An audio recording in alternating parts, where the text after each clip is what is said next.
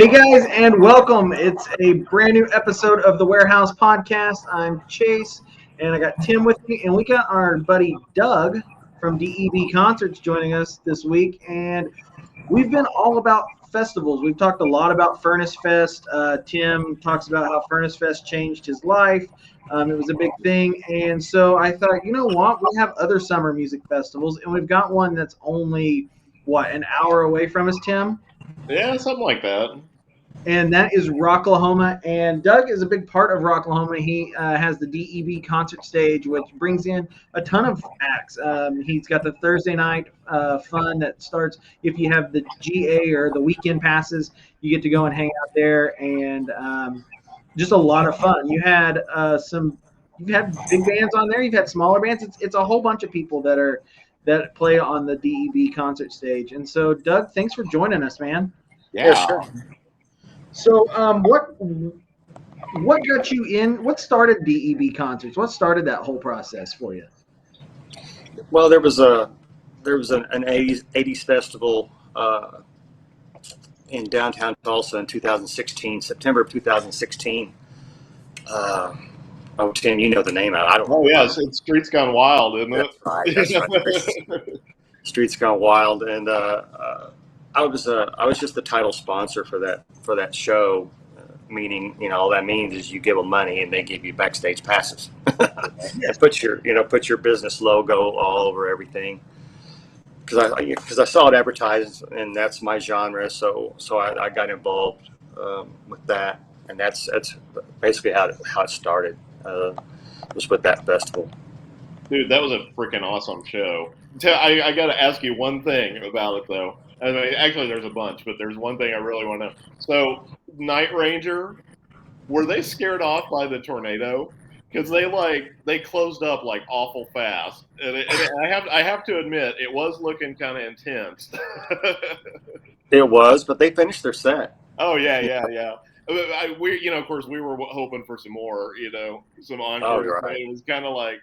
Once they play Sister Christian, it's over. Yeah.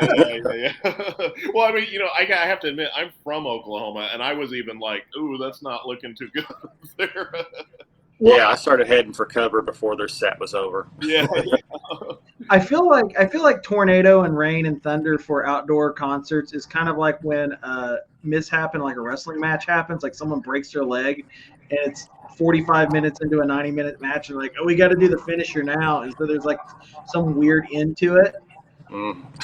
Always, yeah. Like you can't walk, so we're just gonna pin it here, and everybody's like, what the hell happened? Like that does. It's uneventful, but Rocklahoma also is no different from the tornado, from your first endeavor into music. Rain, mud, tornadoes always seem to kind of find its way into the prior area. This year and last year, they moved it to Labor Day. I know Labor Day was more for the COVID scheduling, but did rain and thunderstorms and tornadoes play a factor into the way they decided to keep the schedule for Labor Day? Yeah, it did. I mean, they didn't. Well, they were already discussing moving it to Labor Day weekend before COVID ever happened, because they're getting so many complaints about the month of May is our rainiest month, and they kept getting weathered out whenever the headliners were playing, like the last 3 years before that, and they were getting too many complaints by the fans and also myself. Right.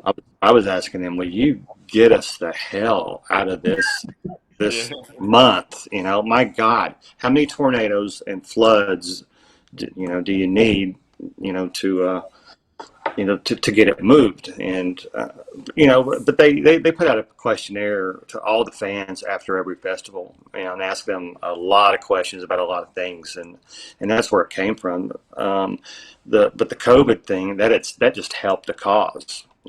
I've always wanted it in the summer. I can't stand it in Memorial Day, because I have a little pool, in my RV out there. And some of those Memorial Day weekends, I had to bring heaters for the pool, and we're wearing, we're wearing coats and rain jackets and mud boots, and I'm like, it's not good weather, you know. No. Well, and there's always such good lineups too, so it's like extra painful when something delays it, or you know what I mean, like something some way messes it up. So I mean, I'm all about that. The change, I think that's great. I was just going over the lineup and being like, enough snuff. Are you kidding? They're awesome. Yeah. You got some great bands, man. Yeah, I talked to Chip whenever we did Key West, that festival in Key West, and he, you know, he's a character. He hit me up. He started playing the sales guy. You know, need to get me over to Rocklahoma so we can get some trim. Dude, no joke. Like that's like New Thing and Fly High Michelle are just like every mixtape I ever make are on there.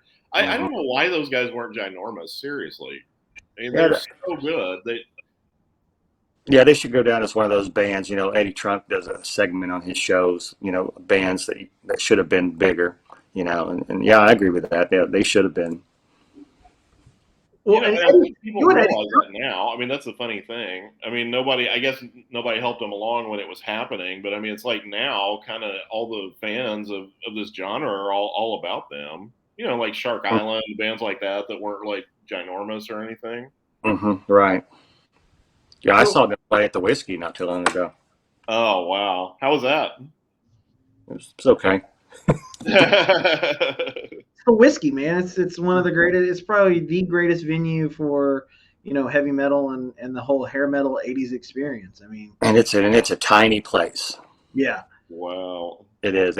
It's smaller than the IDL ballroom. Oh wow. Yeah. There's 2 floors, and with both floors combined, it's smaller than the IDL. Yeah. Oh, nice. I like going to shows like that. Awesome shows you put on at IDL, though. You put on some really good shows there. I tried. I think you're just right in the pocket with that stuff, though. I mean, I would venture to say probably our CD collections look very alike. Probably so. I mean, you got Lita Ford there. Lita Ford was the last show. Man. Lita wasn't the last show. No, we did Stephen Pearcy, Sebastian Bach, and Phil Lewis for the last show. Okay. Did you do the Dio thing with Vivian Campbell and all that?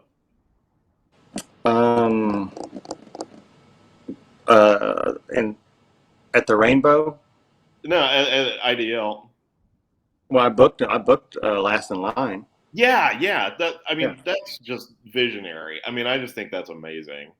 And I don't remember what happened. I didn't get to go to that show, but I mean, I think people don't realize Vivian Campbell's in Def Leppard. You know what I mean? And it's like you gave the fans a chance to be 10 feet from the guy. Right. When nobody ever and plus the stuff he did with Dio is phenomenal anyway, you know. Yeah, he helped write it, yeah. Yeah, I think all that stuff's great, man. So who are you excited about with Rocklahoma this year? I knew that question was going to that question comes up every time I do a Rocklahoma type. We're not even 10 minutes in, Tim. Yeah, I know. I've seen most of these bands before, you know, so some of them get old, but probably Evanescence. You know, I always like Megadeth. You know, I just had Megadeth at the BOK Center. I can see them every single time, but yeah, probably. You know, I've seen Five Finger several times and Shine Down and all those guys. But yeah, probably Evanescence. You know, that's I'm interested in seeing them. Dude, John and Rocky used to play the Warehouse back in the day. John was before Evanescence. John was in a band called Mind Rage. Mm-hmm. It was like kind of a 3-piece industrial metal thing. Like I don't even know what you'd compare it to, but they were freaking amazing. And then are you talking about the one guy that's from Tulsa in that band? No, they're from Arkansas. Both these guys are from Arkansas. Okay.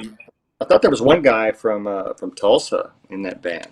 Yeah, I mean, probably. And Rocky was in Living Sacrifice. Was a guitar player. The drummer was the guitar player in Living Sacrifice, and they played. Okay. So yeah, I think that's really cool. You guys, you just do it right, man. So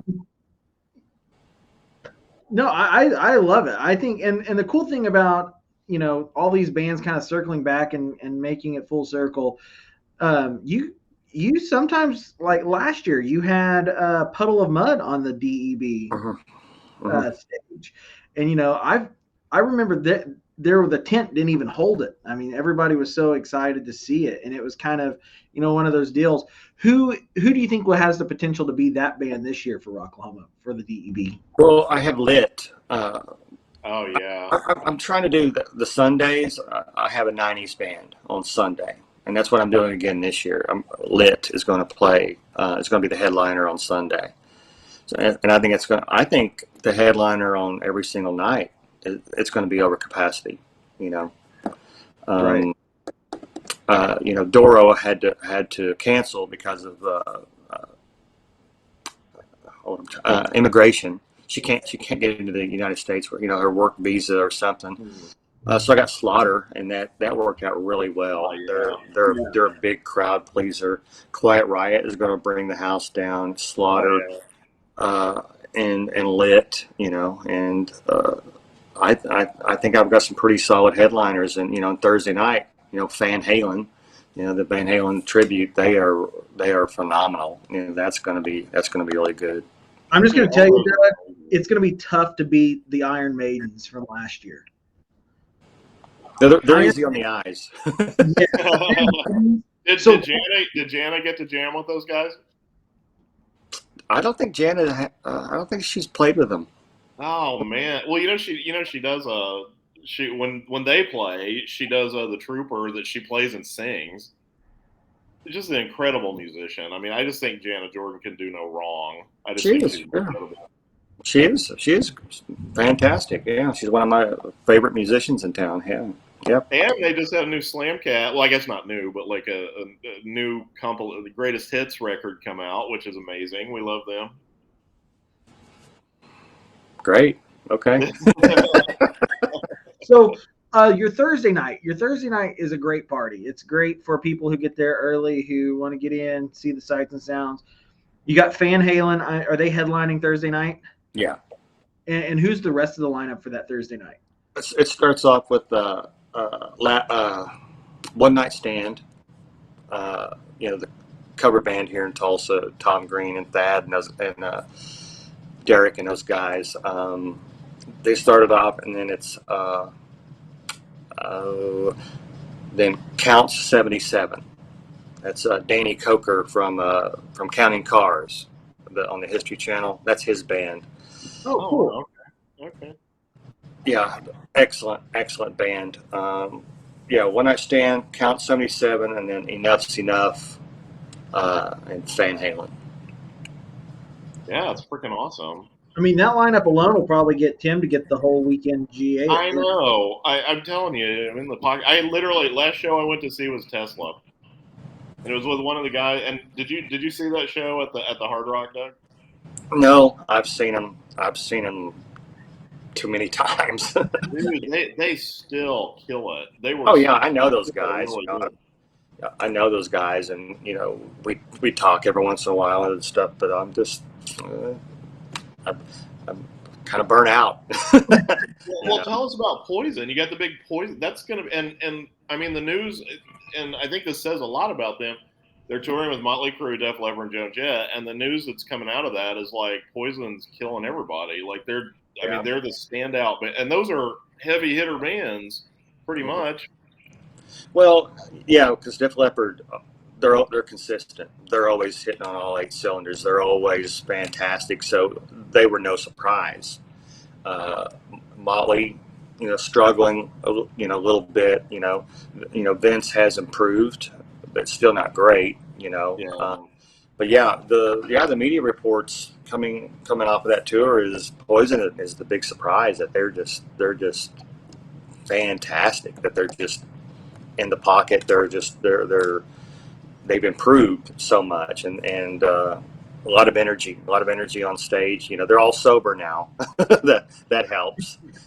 So they're getting along. They're getting along better now. Brett Michaels was just on Eddie Trunk's show today. Plug on our show. It's they're bringing some big production, some really cool stuff. Hydraulics and lots of lights and stuff. It's gonna be a really good show.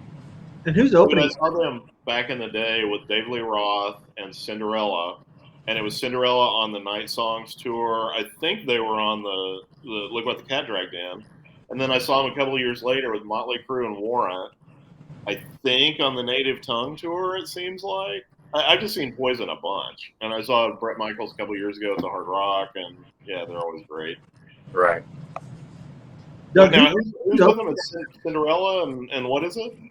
What's the rest of the lineup? It's Cinderella's Tom Kiefer and LA Guns. Nice. Oh yeah, man. LA Guns is such a fun stuff band. is good. One at a time. I can talk a lot during this. Go ahead. So LA Guns, I mean, they're a fun band. I didn't think I would really, and I got into them, and I think they're great. I think that's going to be a great show. And is it a week or is it 2 weeks after Rocklahoma? 2 weeks. 2 weeks, so you have a little bit of time. No. 2 weeks before Rocklahoma. Oh, yeah, sorry, 2 weeks. Poison. Yeah. 20th. Yeah. 2 weeks. Yeah. Right. So they're before, and then you have Rocklahoma, and then you have Iron Maiden coming up. So like, if your wheelhouse is rock, Iron Maiden.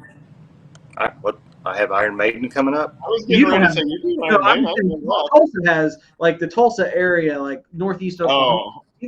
You've got like 4 solid weeks of like good music, and you've got 2 out of the 3, which according to Meatloaf wasn't bad. So you covered that pretty well. hey, I love Meatloaf. Meatloaf was one of my favorites. Like, if I ever get married again, like that's it. Like Meatloaf, I would do anything for love, but I won't do that. It's going to be. I'm a big Meatloaf fan. I love it. Oh yeah, he's awesome. It's great. So back to you did your first show 2016. Were you approached by Rocklahoma after that? I mean, how did the partnership with Rocklahoma go? I was already in with Rocklahoma. I've been a corporate sponsor for Rocklahoma probably since about the year, probably it's either 08 or 09 is when I became a sponsor there, and it started where I really didn't do anything. I gave them money and they gave me passes and stuff like that, and then I sponsored the Axis stage that was in the campground, but it was still sanctioned by it was an official Rocklahoma stage, but it was in the campground.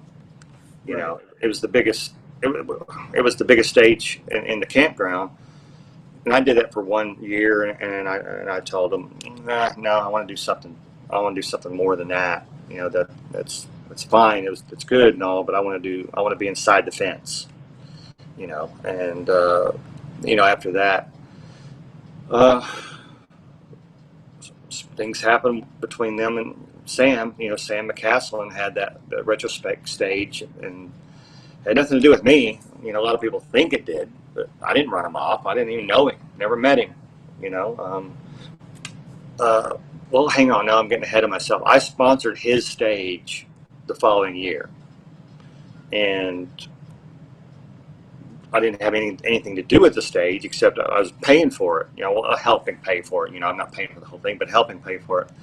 And then after that, they kind of had a falling out. Sam and management had some kind of disagreement or something, and then they approached me about that. They said, well, he does these local bands, and that's all he did was up and coming bands.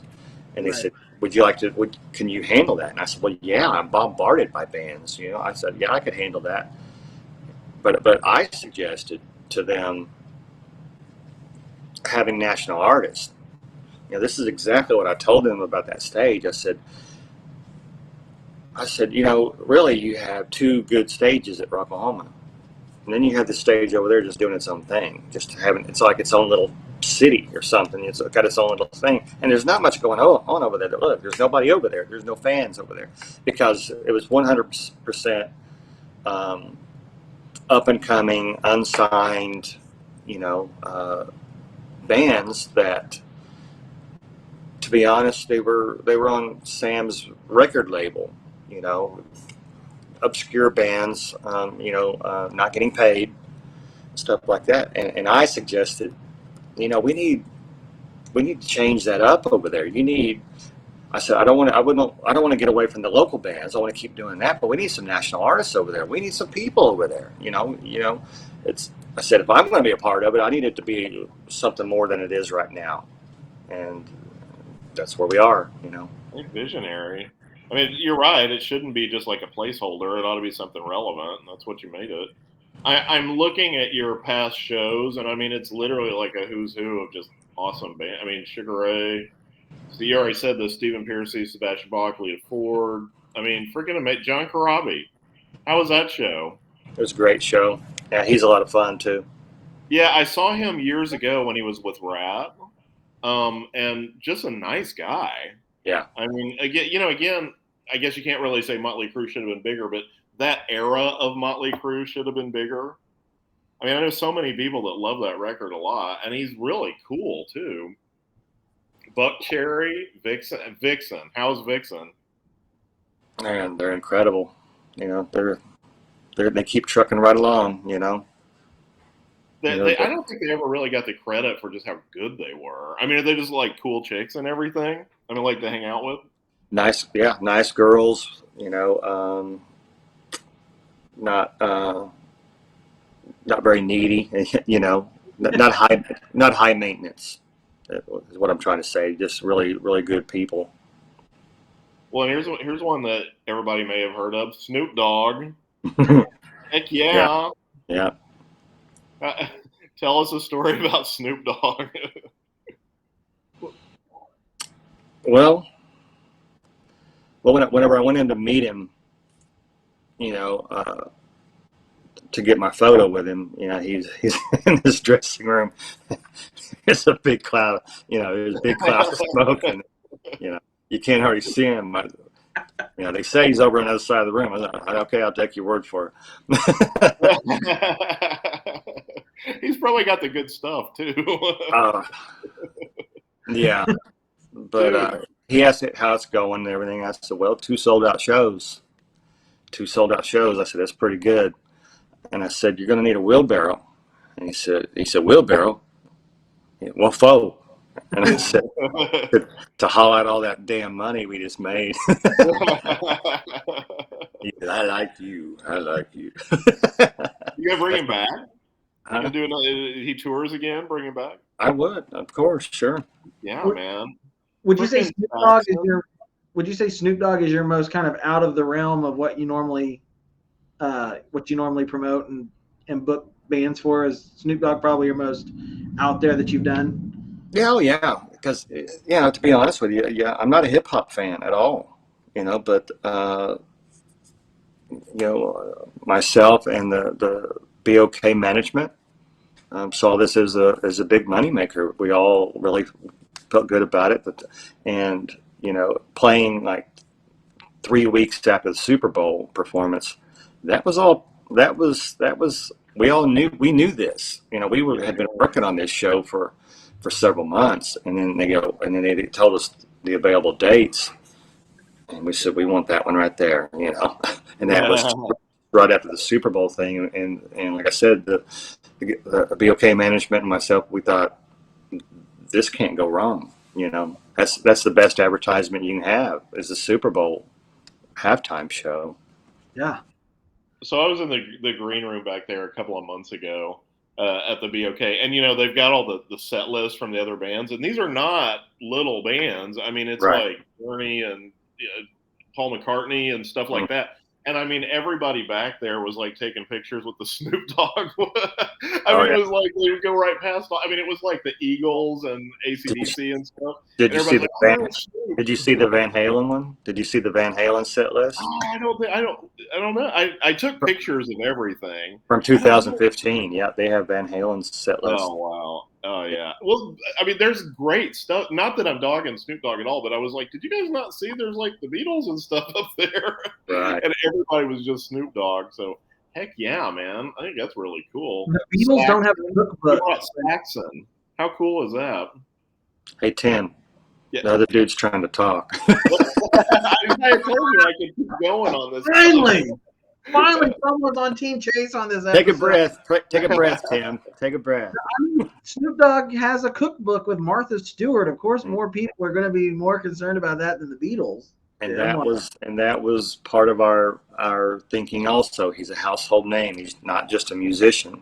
You know, he's on commercials. He does movies. He, you know, does the Martha Stewart stuff. I mean, everybody knows who he is, and that's why we booked him. And when that first show sold out or started, you know, got about 75% sold in a very short amount of time. That's why we added the following night was available, and we started talking, having a meeting. Said, I think we should do this, and we did it, and sold out 2 nights. Yeah, that was amazing.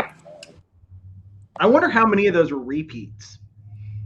Like, how many people were like 2 nights in a row they're going to go see Snoop Dogg? Because Snoop Dogg doesn't come around often. And that's why, you know, if he comes around every year, you know, we're not going to sell like that. Right. Because you're coming around too often. You know, it's like REO Speedwagon. They're here every year. Dude, I saw REO at Guts a while back. REO Speedwagon? They played Guts 20 years ago. Yeah, it wasn't a while. Yeah. The High Infidelity reunion or anniversary or something like that. Mm-hmm. Wow, dude. So let's talk. You know, I mean, you got several more years of Rocklahoma. Rocklahoma is expanding and becoming, you know, and I know a lot of people still say, "Oh, we get the leftovers. It's whatever." You know, like it's like they don't know what they're talking about. Right, they're dogging on. They don't know what's going on behind the scenes. They think they do. You know, right. And it's just because everybody's like, well, I have this dream lineup. And I'm like, you're not ever going to see that. Like, there's some festivals that, yeah, they can pull it off, but they're you know, almost week-long festivals and things like that. You can't expect Hellfest at Pryor in 3 days. Right. So, you know, you're booking out this DEB stage. Who on this lineup that's not a headliner for your night, who's not Quiet Riot, who's not Lit, who's not Slaughter, who are some of those stages, who are some of those bands that are going to be on that stage that you're going to say, hey, you guys need to take the time and check out? Like, this is definitely a band to step away from the other 2 stages and check out, that might be kind of a sleeper band, under the radar type of thing. I don't know. You know, I really don't want to answer that question because there's quite a few Tulsa bands playing, and I don't want to step on any toes. You know, except, you know, maybe First Strike. Rick Adams and I, the singer for First Strike, he and I went to school together. I mean, from like 8th grade, you know, through our senior year. And that's how long we've known each other. So a little partial to them. I mean, I think there's like, well, Paralandra is very good. I usually don't have repeat bands, but I did Paralandra. I booked them last year, and I booked them again this year. They are just an amazing band, a female-fronted band. I've got quite a few female-fronted bands on my stage, and I do that on purpose. You know, just, you know, for the, you know, the women in rock thing. You know, if you have a female up there trying to belt it out with the boys, you know, give them a chance. You know, I'm a little partial to the female fronted bands. Well, and last year you also had that the family band. Is it Liliac? Liliac, yeah. Yeah, Liliac. They, you know, I know people dogged on them. Oh, they're America's Got Talent, but they're American and they got talent. Like, I mean, it's true. Like, band, 22 to 13 or something like that was their age range, and they rocked the house last year. Yeah, but you know what? They weren't on America's Got Talent. I mean, they tried out for it, and they showed little clips of them in a few of the trailers, you know, for that show. But they weren't on the show. They were not televised because they refused to sign the contract because it was a ridiculous contract. Wow. So yeah, they said because they went through on a round, they got through, and they said you can't go any further until you sign this contract. And it was what I was told by their dad was it was an unsignable contract. It was ridiculous. So they were amazing. They were kicked off the show. They were done. See, and I've heard stories about stuff like that. Like a lot of people get on those shows that are already signed and kind of moving around, and I've talked to a few acts that have done like different countries got talent as like magicians and stuff like that. And it's a whole like, it's almost like they're already signed and that's what the team is using for their marketing. Right. So, but yeah.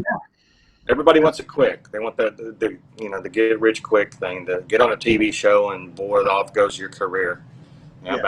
About less than 1% of those happen. You look at the winners and stuff. Like there's so many of them that have won that have done absolutely nothing. Right. Yeah, just because you win a show like that, American Idol or The Voice, that doesn't mean you're going to be a mega star.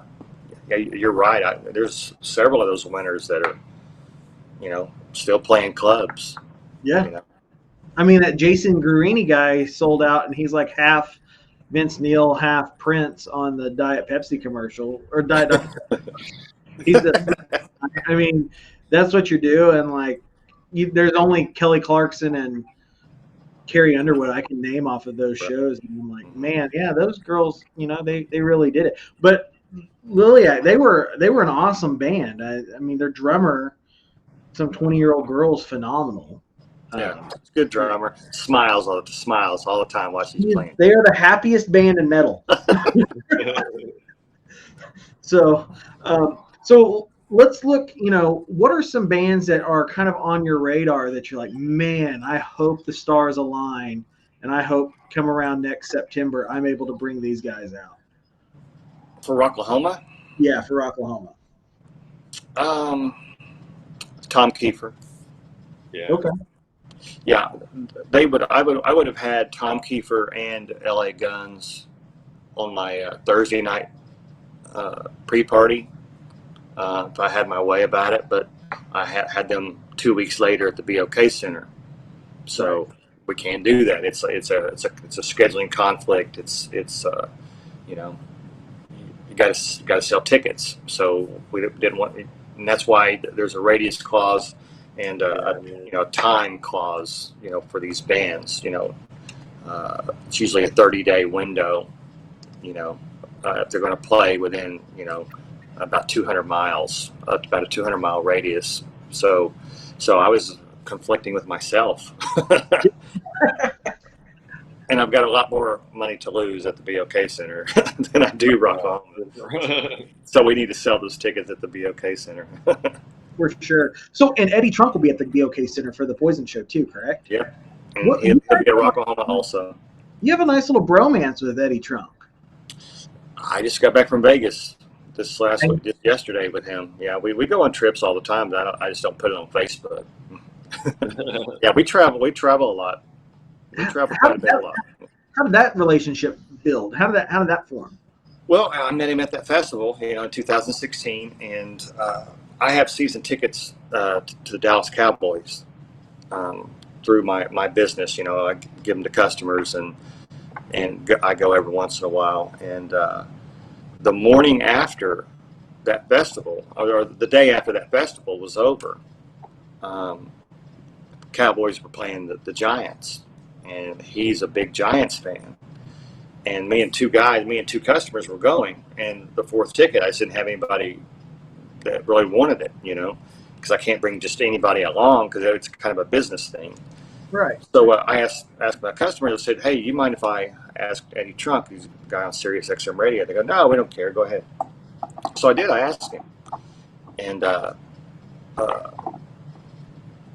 even showed it to him. I brought the ticket with me to the festival. I said, because he was thinking about going, he goes, hey, it's only a 45-minute flight. I can do this. And he's trying to figure out the logistics in his head, changing his flight back home and stuff. Long story short, he came to the game. He came with me to the Cowboys game, and then after the game, Faster Pussycat was playing, at a club at the railhead there in Fort Worth afterwards. So we went over there, and then it just started from there. Actually, Tom Green and I got together at the IDL after that festival because behind the scenes, it was a disaster. The promoter stiffed a lot of people. Didn't pay a lot of people, and myself and others, not just myself, but several other people, made sure everybody got paid, and Eddie. Eddie didn't get paid by the promoter, but so that's when the IDL thing started. Is after that festival, Tom Green and I put our heads together and said, well, we can do this better. But we started doing just small shows. I said, I'm not gonna, because we saw the attendance for that show. It was a 3-day festival? Yeah, it was a 2-day and a little pre-party, right? Yeah. And it was a good lineup. It's a good lineup, but there's not enough people paid. And we did the research and everything, and decided, it's not. Tulsa is not a good place for a festival. It just really isn't. It's that they are never supported. Rocklahoma is different. They've been here for a long time, and that one works. Nothing else works around here for festivals. Nothing else has been successful. So anyway, I started hiring Eddie to host these shows at the IDL, and it just grew from there. And then we became friends, and then he'd say, "Hey, I'm going to Houston, and such is playing. Come on down there. We'll hang, and hang out with them, and we'll do this." And we've been friends ever since 2016. Yeah, we go, like I said, we go on trips together. We go to the Rainbow all the time. We go to the Whiskey. We go all over the place. I just don't put it on Facebook. I'm just one of those guys that you don't need to know what the hell I'm doing. You know what, Doug? I'm available anytime that he's on. I want to be in this Doug and Eddie Trunk friendship. There needs to be a third wheel, and I can be a real good third wheel. Don't worry. He seems like he's such the real deal as a fan of it. He's so knowledgeable of it. I mean, he seems like he's really. You know what I said about our CD collections? I feel his would probably look similar too. Well, he's super fan, and he admits that. That he, first of all, he started off as a fan, and then got into radio after that, and then it grew from there.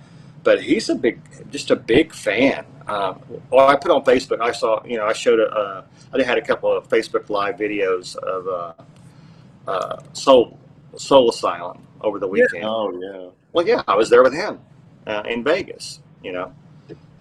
So we slip off and do stuff like that all the time. Dude, I love Soul Asylum, man. Do you ever bring them in? I don't know. I don't have a venue. I don't have a venue anymore. All I have is the VOK. That's why we have this podcast, because the warehouse doesn't have a venue anymore. That's basically what it is. You just got to start a DEB podcast. I may start doing shows at the Brady or the Tulsa theater. I may start doing shows there. David Fitzgerald and I have spoken. He's the guy who owns it and is the promoter there. DCF. I may start doing some shows there, but we just got to talk it over, But right now, I just don't have a venue, and I worked on getting one. I had a building, and I was working on getting it done, and it fell through because the neighborhood didn't want me there. They didn't want loud music in their neighborhood. Deep Ellum in Dallas is getting that way too. Like so many great small venues and things like that just don't function anymore because cities are like, no, we don't want it. Well, and I get it. There was a guy that was heading up the neighborhood. They were having a meeting. They sent out the notices. Hey, this is about to happen over here. We're going to have a hearing. You're going to have a meeting. It's the city of Tulsa. So come out to there and see if you want it or not. And boy, they came after me with torches. They circled the wagons, man, and they And I talked to a guy there, and he said, we moved out here to have peace and quiet and have deer and geese and stuff in our yards. And I said, I'm the same way, and I said, I get it. I said, no, I'm pulling my permit. I understood his point, and I'm kind of glad I did, because it was going to cost a lot of money. Yeah. And I'm like, I don't need to fan my ego for $600,000 or $700,000. That's what it was going to take to get it up, up and running. And I'm like, see what else comes in the future, see what else happens. Hey, you doing shows at the Brady's exciting. I think that'd be really cool. I mean, I said I'm thinking about it. I'm thinking about it. You're doing shows at the BOK, like with Snoop Dogg. You're doing things like, if I think Fan the Ego is, you don't have to do that anymore. Like you book Snoop Dogg. That's all you ever have to say. Your tombstone can say book Snoop Dogg, and everybody be like, that was done. Yeah, but, I was looking at getting, owning my own venue,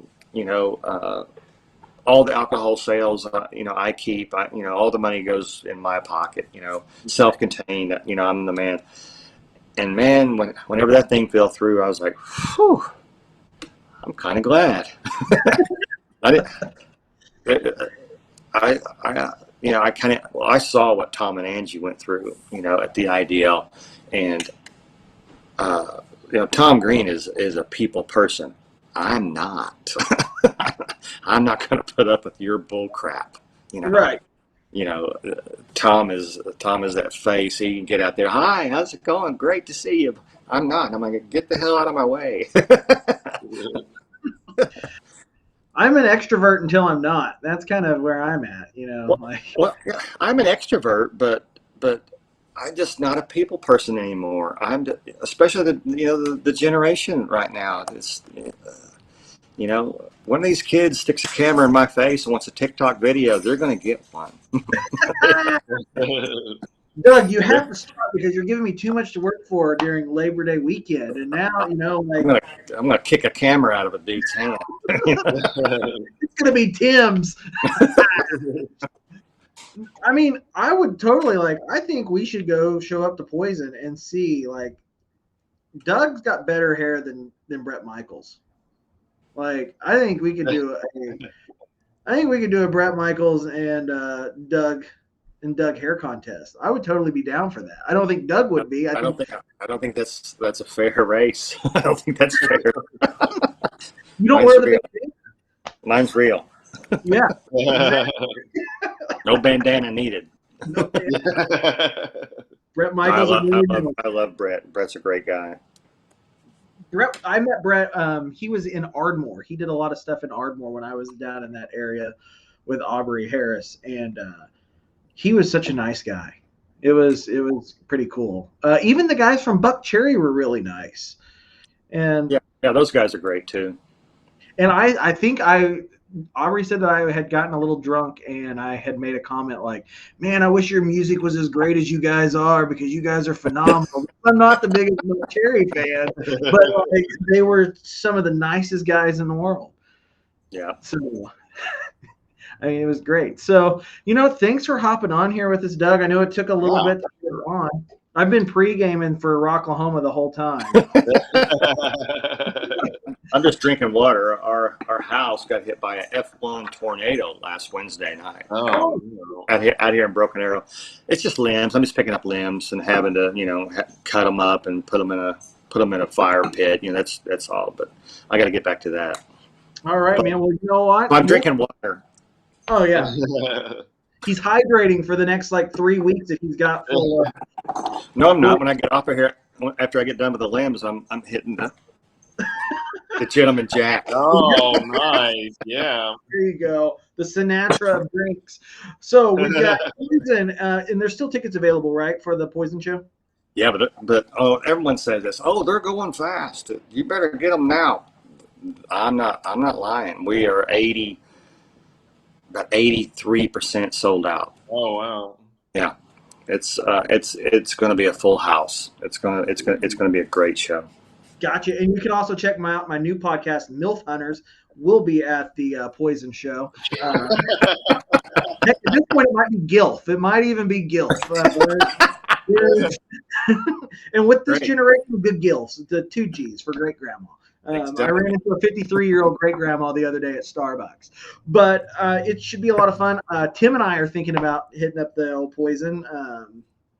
If you'll go to Poison, I'll get you the zebra pants, Tim. I used to have one back in the day. I know, and I'll see if I can find them. But I have zebra pants. you have zebra pants?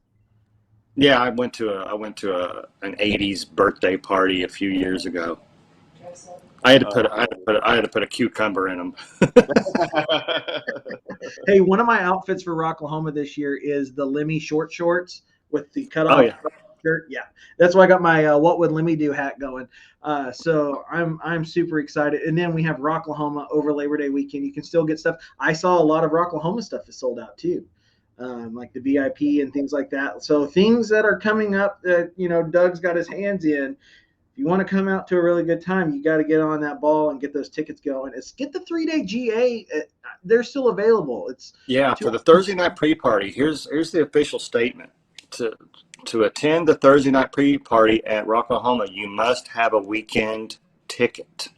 Yes. There's not a single day ticket for the Thursday night pre-party. It doesn't happen.